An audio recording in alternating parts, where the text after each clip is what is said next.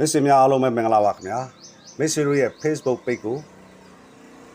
follower များအောင် promote လုပ်ဖို့အတွက်ကျွန်တော်တို့ Play Store မှာလိုအပ်တဲ့ application တစ်ခုကိုတွားယူရမှာဖြစ်ပါတယ်ဒီ application လေးတွေကိုရှာတဲ့ search bar နေရာမှာကျွန်တော်တို့က ADS manager ဆိုပြီးတော့ရိုက်ရှာမှာဖြစ်ပါတယ်ဒီမှာ Meta ADS manager ဆိုတဲ့ application ကိုမိတ်ဆွေကဒီနေရာမှာdownload ဆွဲရမှာဖြစ်ပါတယ်ဒါဆိုရင်ကျွန်တော်တို့ဖုန်းမှာ Meta 8ဆိုပြီးတော့ application လေးရောက်လာမှာဖြစ်ပါတယ် application တွေကိုဝင်လိုက်ပါခင်ဗျာဒီနေရာမှာမိတ်ဆွေအနေနဲ့မိတ်ဆွေတို့ Facebook သုံးတဲ့ account နဲ့ password ကိုရိုက်ရမှာဖြစ်ပါတယ်ဒါကတော့ကျွန်တော်ဝင်ပြီးသားဖြစ်တဲ့ကြောင့်ဒီပုံစံပေါ်နေတာဖြစ်ပါတယ်ခင်ဗျာကျွန်တော်မှာဆိုရင်ဒါ account 2 account ဖြစ်ပါတယ်ဒီဘက် account ကတော့လောလောဆယ်ကျွန်တော်ဝင်မပေးသေးတဲ့အတွက်ကြောင့် unset ဖြစ်နေပါတယ်ခင်ဗျာဟောဒီမှာကတော့ကျွန်တော်အခု campaign လေးတစ်ခုလုပ်ထားတယ်ကျွန်တော်တို့ဒီ ADS manager တွေကနေပြီးတော့အလွယ်ကူဆုံးကျွန်တော်တို့ page ကို promote လုပ်ပါဖြစ်ပါတယ်အခုကျွန်တော်လုပ်နေတဲ့ကျော်သူနိုင် blog ဆိုတဲ့ဟာကိုကျွန်တော် promote လုပ်မှာဖြစ်ပါတယ်အပေါ်က plus icon လေးရှိပါတယ်ခင်ဗျာအဲ့ဒါလေးကိုနှိပ်လိုက်ပါ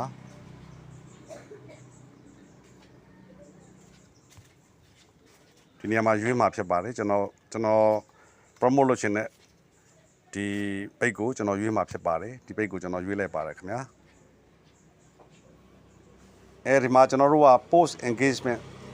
မိတ်ဆွေတင်တဲ့ post ရဲ့ engagement တွေကိုလိုချင်ရင်လည်းဒီနေရာမှာကျွန်တော်တို့လုပ်ရမှာဖြစ်ပါတယ်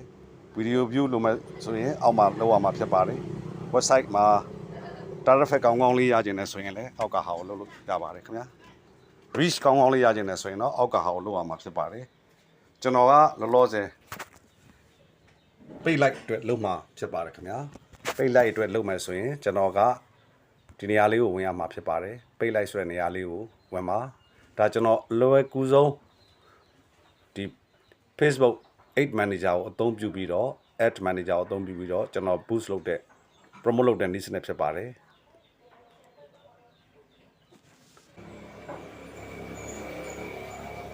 ဒီနေရာမှာကျွန်တော် page ရဲ့ cover photo လေးကပေါ်လာပြီဖြစ်ပါတယ်ဒီမှာ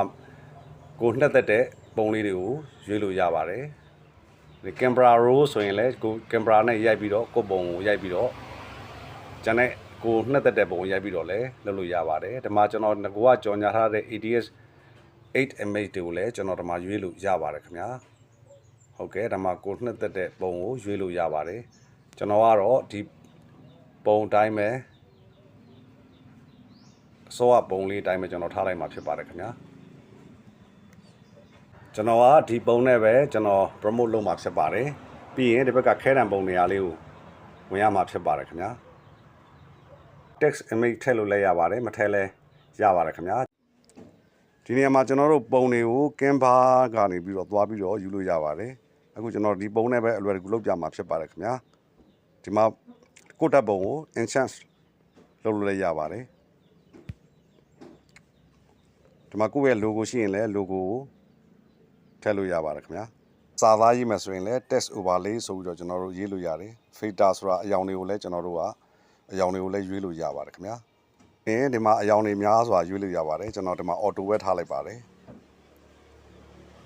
auto ထားပြီးတော့ save လုပ်ရမှာဖြစ်ပါတယ်ခင်ဗျာ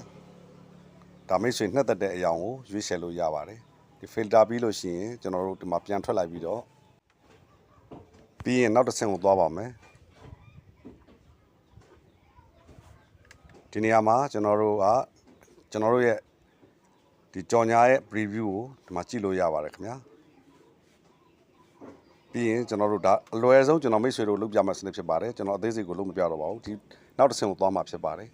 ဒီမှာကျွန်တော်တို့ audience ကိုရွေးရမှာဖြစ်ပါတယ်ခင်ဗျာကျွန်တော်ဒီနေရာမှာ audience က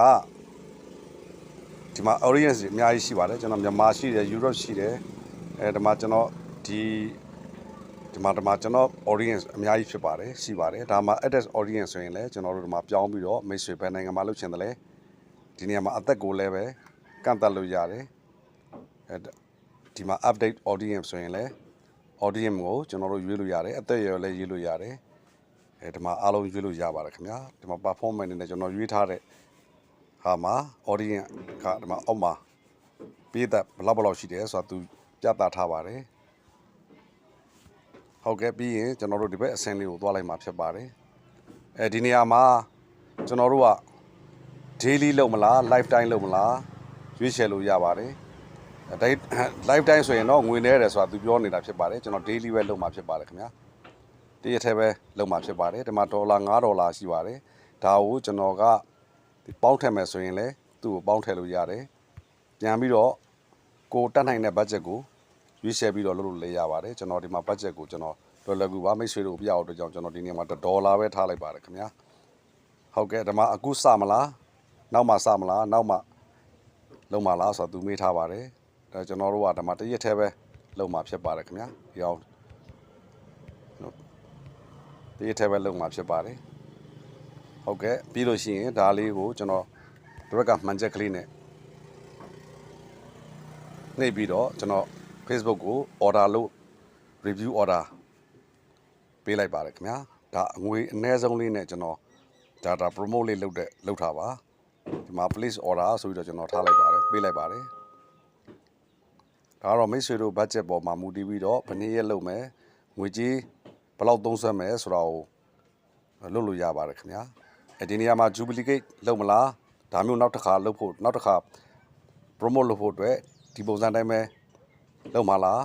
မလုပ်ဘူးလားဆိုပြီးတော့မေးထားပါတယ်ကျွန်တော် not now ကိုပဲကျွန်တော်ရွေးချယ်လိုက်ပါတယ်ခင်ဗျာဒါဆိုလို့ရှိရင်သူဟာဒီမှာ reviews လုပ်နေပြီဖြစ်ပါတယ်ဟုတ်ကဲ့ဒါကတော့ကျွန်တော်အလွယ်ကူဆုံး ATS manager လေးနဲ့page ကို promote လုပ်တဲ့ပုံစံမျိုးကိုမိတ်ဆွေတို့မျှဝေပြသွားခြင်းဖြစ်ပါတယ်ခင်ဗျာနောက်ထပ်လည်းကျွန်တော်အသေးစိတ်ကလေးတွေဗီဒီယိုလေးလုပ်ပြီးတော့တင်ဖို့ရှိပါတယ်ကြောင်ဝင်ရောက်ကြည့်ရှုတဲ့အတွက်ကြောင့်အထူးပဲကျေးဇူးတင်ပါတယ်ခင်ဗျာအားလုံးပဲရှင်လန်းချမ်းမြေ့ကြပါစေ